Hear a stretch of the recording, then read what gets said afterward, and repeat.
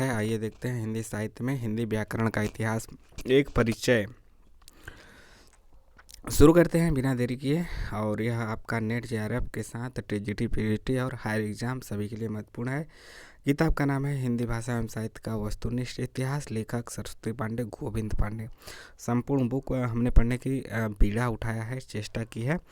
तो हम न बहुत ज़्यादा समय लेंगे न बहुत कम समय लेंगे, यानी कि जितना समय लगना चाहिए उतना समय के साथ इसे ख़त्म करने की कोशिश करेंगे।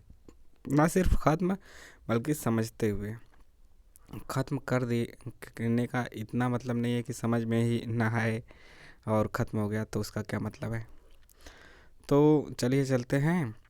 बाकी ध्यान रखिए और सब्सक्राइब भी कीजिए और सब्सक्राइब कराइए भी, लाइक तो करते रहिए। आइए देखते हैं हिंदी व्याकरण का इतिहास, एक परिचय। संभवतः एक मिनट रुकिए। संभवतः क्या हुआ कि 1958 में मिर्जा खां द्वारा रचित ब्रजभाषा व्याकरण हिंदी का सबसे प्राचीन व्याकरण है। खड़ी बोली का प्रथम व्याकरण 1715 ईस्वी के आसपास बोलचाल की भाषा को आधार बनाकर डच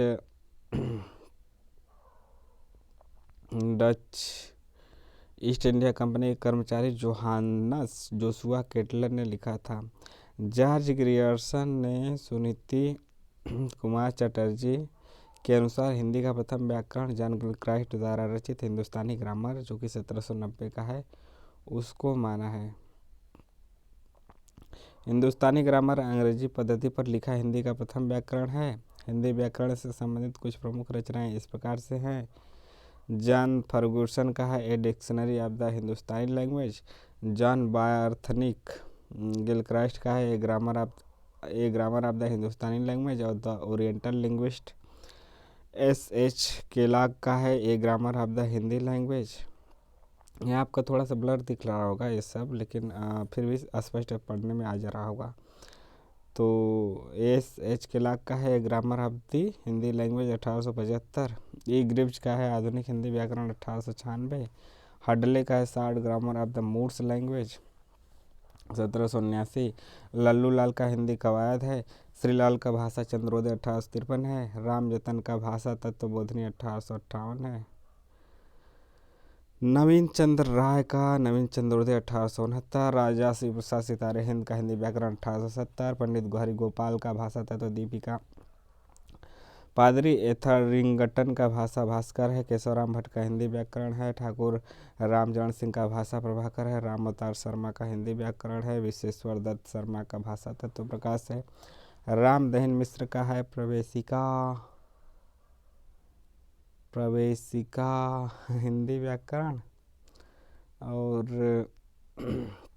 गोविंद नारायण मिश्र का विभक्ति विचार है। अंबिका प्रसाद वाजपेयी का हिंदी कौमुदी। कामता प्रसाद गुरु का हिंदी व्याकरण है, इम्पॉर्टेंट बुक है। किशोरीदास वाजपेयी का ब्रजभाषा का व्याकरण 1943 का। राष्ट्रभाषा का प्रथम व्याकरण 1949 का। हिंदी शब्दानुशासन 1957 का। यह पुस्तक कई बार पूछा गया है। डॉक्टर धीरेन्द्र वर्मा का ब्रजभाषा व्याकरण। कौन सा पुस्तक पूछा गया है?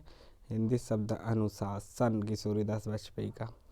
महत्वपूर्ण बिंदु देखते हैं। अंबिका प्रसाद वाजपेयी ने संभवतः प्रथम बार हिंदी व्याकरण को प्राकृत के आधार पर लिखने या बनाने का बल दिया। अंबिका प्रसाद वाजपेयी ने किशोरीदास वाजपेयी के ब्रजभाषा का व्याकरण को हिंदी के व्याकरणों का व्याकरण कहा है, याद रखिएगा।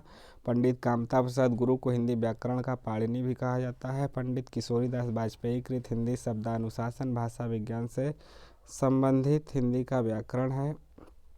हिंदी के अन्य प्रमुख व्याकरण ग्रंथ देखते हैं। आर्येंद्र शर्मा का आधुनिक हिंदी का आधार व्याकरण। रामचंद्र वर्मा का अच्छी हिंदी। शिवेंद्र कुमार वर्मा का हिंदी व्याकरण का विधिवत विवरण। शिवपूजन सहाय का व्याकरण दर्पण है। दीमसित का है हिंदी व्याकरण की रूपरेखा। स्वामी निगमानंद का हिंदी का मौलिक व्याकरण है। रमाकांत अग्निहोत्री का हिंदी एक मौलिक व्याकरण। बद्रीनाथ कपूर का है परिष्कृत हिंदी व्याकरण। हरदेव बाहरी का बहुत ही फेमस किताब है व्यवहारिक हिंदी व्याकरण तथा रचना। यह किताब आपको व्याकरण की दृष्टि से अपना पढ़ना चाहते हैं तो ले भी सकते हैं, आपको लेना चाहिए। व्यवहारिक हिंदी व्याकरण तथा रचना। वचन देव कुमार का है बृहद हिंदी भास्कर। वासुदेव नंदन का भी यह प्रमाणित किताब है। वासुदेव नंदन का आधुनिक हिंदी व्याकरण और रचना। तो वासुदेव नंदन और हरदेव बाहरी का ज़्यादा फेमस होता है व्याकरण की दृष्टि से। हजारी प्रसाद द्विवेदी का हिंदी भाषा का बृहद ऐतिहासिक व्याकरण, आधुनिक हिंदी व्याकरण और रचना। और हरदेव बाहरी का व्यवहारिक हिंदी व्याकरण तथा रचना, दोनों में व्याकरण और रचना लगा है। अब देखते हैं मानव को वस्तुनिष्ठ हिंदी का क्या व्याकरण है। ध्वनि के लिखित रूप को वर्ण या फिर अक्षर कहते हैं। हिंदी में स्वर वर्णों की संख्या 11 और व्यंजनों की 33 है। हिंदी ध्वनियों का वर्गीकरण। हिंदी वर्णमाला में कुल 52 ध्वनियाँ हैं।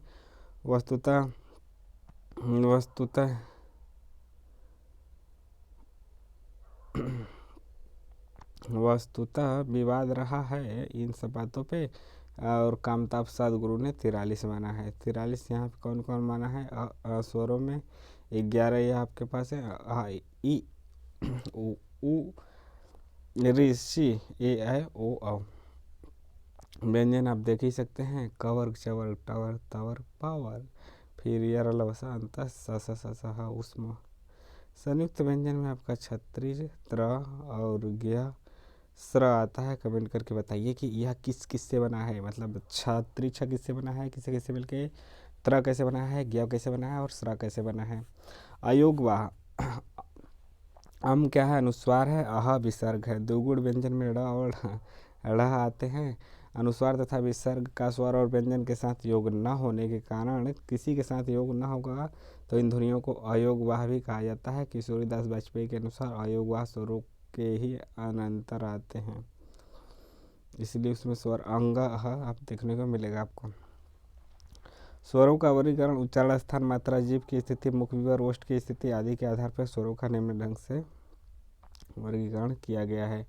यहाँ भी देखिए स्वर है इस श्रेणी में, इस कालम में, मतलब उच्चारण है, मात्रा है, फिर जीभ की स्थिति है, मुख विवर है और ओठ की स्थिति है।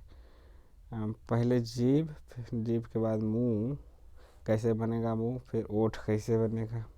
जैसे अ है तो फिर इसका उच्चारण स्थान कंठ है, ह्रस्व है, मध्य है जीभ के आधार पे, मुख विवर अर्ध विवृताकार बनेगा, ओठ की स्थिति उदासीन रहेगी, मतलब ओठ का इसमें कामा नहीं है। आ कंठ है, दीर्घ है, पश्च है, विवृत है, अवृतमुखी है। ई तालव्य है, ह्रस्व है, अर्घ है, अर्ध संवृत है, अवृतमुखी है।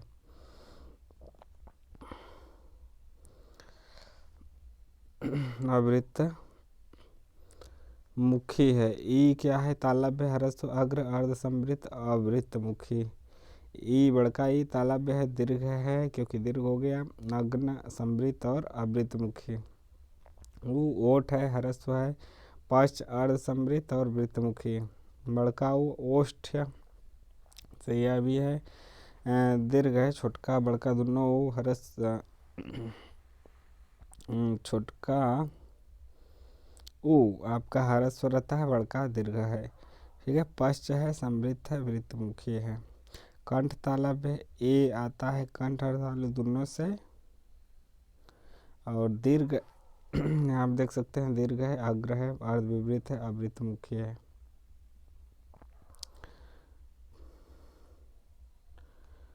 इसके बाद अय है, कंठ तालु है, दीर्घ है, अग्र है, विवृत है, अवृतमुखी है। ओ आपका कंठोष्ठ है, दीर्घ है, पश्च, अर्ध विवृत, वृत्तमुखी।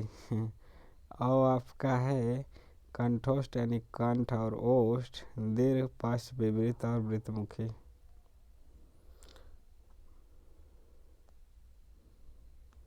स्वर वह ध्वनि है जिसके उच्चारण से हवा आपात गति से मुख विवर से निकलती है। इसकी प्रमुख विशेषता क्या है? स्वरों की विशेषता क्या है? यहाँ से क्वेश्चन पूछा जाता है कि कौन सी विशेषता स्वरों की नहीं है।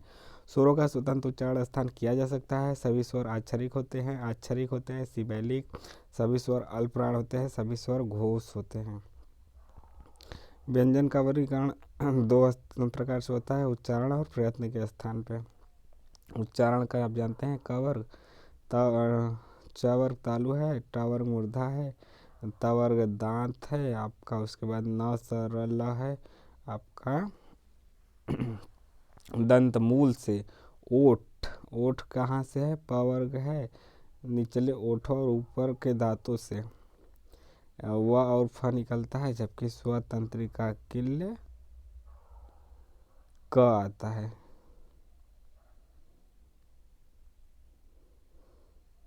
अगला है प्रयत्न के आधार पे। प्रयत्न के आधार पे किया गया विभाजन भी दो प्रकार का होता है, अभ्यंतर और बाह्य प्रयत्न। अभ्यंतर में आपका स्पर्श व्यंजन आ जाएगा, कवर्ग, चवर्ग, टवर्ग, तवर्ग, नवर्ग, और उसका पांचवा अक्षर नहीं आएगा। अंतस्थ व्यंजन में य लव, उसमें व्यंजन में सह, अर्ध स्वर में य व,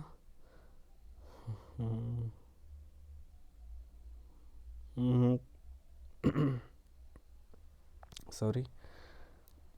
तो यहाँ पे आपने देखा अंतस्थ लवस, उसमें स अर्ध स्वर य व, पार्श्विक ल, लुंठित र, अनुनासिक सबका सभी वर्गों का पांचवा अक्षर है। यहाँ पे एक किताब में गलत चीज़ दिया है, यह आप सही कर लीजिएगा। घोष आपका प्रत्येक वर्ग का तीसरा, चौथा और पांचवा है, यानी 345। अघोष आपका पहला और दूसरा वर्ग है, वर्ग का मतलब प्रत्येक वर्ग का पहला और दूसरा जो अक्षर है वहीं। महाप्राण प्रत्येक वर्ग का दूसरा और चौथा है, यानी 24। अल्पप्राण प्रत्येक वर्ग का 1, 3 और 5 वर्णन है, एक पहला, तीसरा और पांचवा। शब्द भेद विकारी और अविकारी शब्द है। विकारी में संज्ञा, सर्वनाम, क्रिया विशेषण, जबकि अविकारी में क्रिया विशेषण, क्रिया विशेषण, संबंध, समुच्चय और विस्मय आदि बोधक है। रचना या बनावट के आधार पर शब्दों के 3 भेद होते हैं, रूढ़, यौगिक और योग रूढ़। लेकिन इतिहास, उत्पत्ति या विकास के अनुसार शब्दों के 6 भेद होते हैं, 4 भेद होते हैं। किसके? उत्पत्ति के आधार पर, रचना, इतिहास, तत्सम, तद्भव, देशज और विदेशज, या फिर इसे आगत कहते हैं। उसके बाद वाक्य के प्रयोग के अनुसार शब्दों के 8 भेद होते हैं। तो इन 8 भेदों को हम देखेंगे अगले पार्ट में। आपको कैसा लगा ज़रूर बताइए, कमेंट कीजिए, लाइक कीजिए और सब्सक्राइब भी कीजिए।